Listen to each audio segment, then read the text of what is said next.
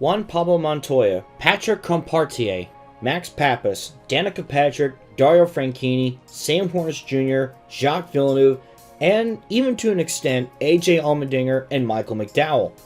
You may remember a time when a ton of open-wheel drivers wanted to try their hand at NASCAR. These are the drivers during the late 2000s known to fans as the open-wheel invasion of NASCAR. Now let's fast forward to 2022. I believe we are starting to see another open-wheel invasion of NASCAR, just like what we saw about 15 or so years ago. So let's talk about this. We have seen IndyCar drivers in the last year or two make a handful of NASCAR Xfinity starts, those being Sage Karam and Santino Ferrucci. With the launch of the SRX in the summer of 2021, we saw open-wheel stars like Tony Kanaan, Elio Castroneves, and Marco Andretti racing what pretty much is a stock car. Those three drivers were also able to find success in the SRX as well, so much that we may even see Elio Castroneves in a stock car in the near future, as he has shown interest. Marco Andretti announced that he will make his NASCAR debut in the Xfinity Series for Big Machine Racing at Watkins Glen, and speaking of Watkins Glen,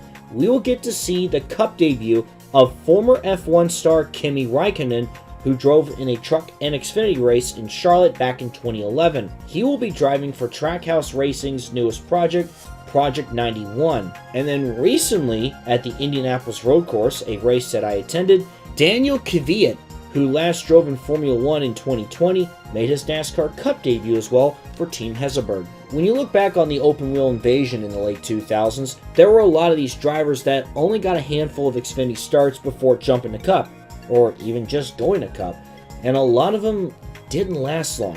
For example, Dario Franchitti struggled in his lone season in the Cup Series in 2008 and didn't finish the season due to the number 40 team shutting down due to a lack of sponsorship. At the time, Franchitti was 41st in points at the time. A lot of these drivers just couldn't get the grip of handling a stock car like they could an open-wheel car. It is a very difficult transition to make from IndyCar or Formula 1 to NASCAR. The cars are a lot heavier, they don't brake as hard, and they are not as quick to turn. But who had that much of success making that kind of a transition in recent memory? Well, that would be Tony Stewart.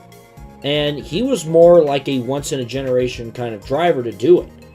He also had a ton of seat time prior to racing in NASCAR.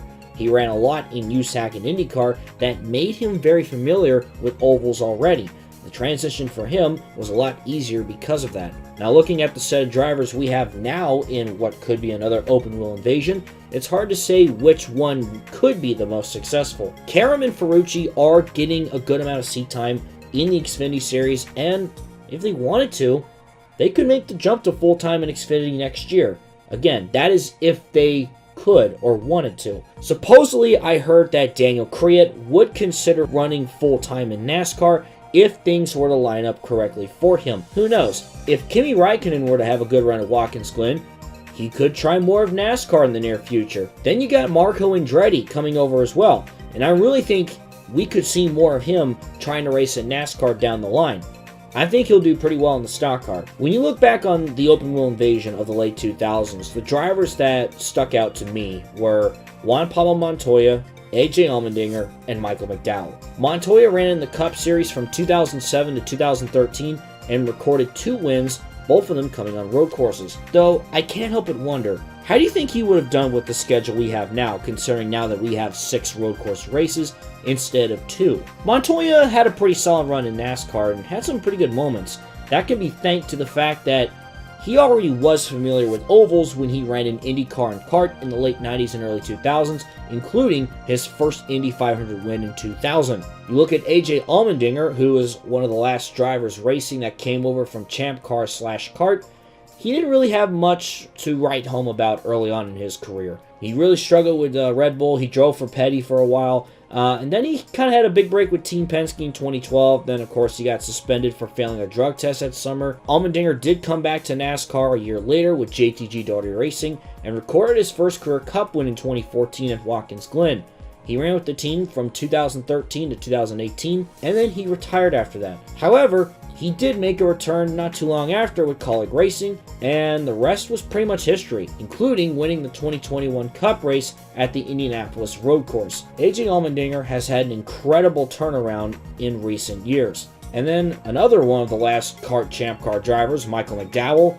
It was until recently he was most known for his qualifying crash at Texas in 2008. He drove for many different teams over time, but he finally had his big moment, winning the 2021 Daytona 500, and since then, he and that number 34 team for Front Row Motorsports have been putting together a good amount of solid runs, especially this year in 2022. Who knows, a second win could be coming for him at some point, so who knows.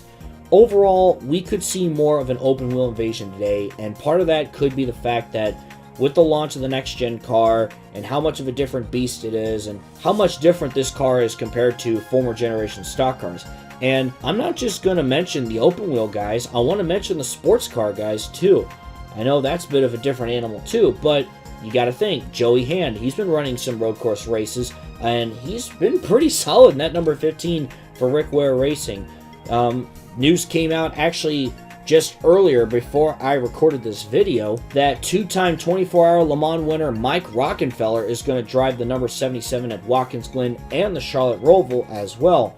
And there are some other examples as well. In the past, we've seen guys like Andy Lally come over and race in NASCAR, and he still does Xfinity racing as well. So yeah, we see this invasion of these different kinds of road racers coming into NASCAR with the expansion of there being more road course races and everything else. So I'm really intrigued to see how this set of drivers, compared to the drivers I mentioned earlier with the late 2000s open wheel invasion, how can these drivers do with the fact that now we have more road courses. We have like 6 on the schedule. We got this brand new race car that operates a lot different, has more of a feel to an IMSA race car now than a traditional stock car. So I can't really tell you who's going to have the most success, but I'm really intrigued to see how these drivers are going to do as we move forward, and what kind of drivers could we see enter the NASCAR scene as well. Maybe Daniel Ricciardo? I'd like to see him in a stock car for sure. With that being said, that's going to wrap up this video. What do you guys think? Are we seeing another invasion of open wheel? And yes, I'll even throw in sports car drivers as well. How do you think these drivers are going to do compared to the guys that we saw in the late 2000s? What do you guys think? I'd like to hear what you have to say in the comments down below. With that being said, thank you guys so much for watching, and I'll see you all in the next video.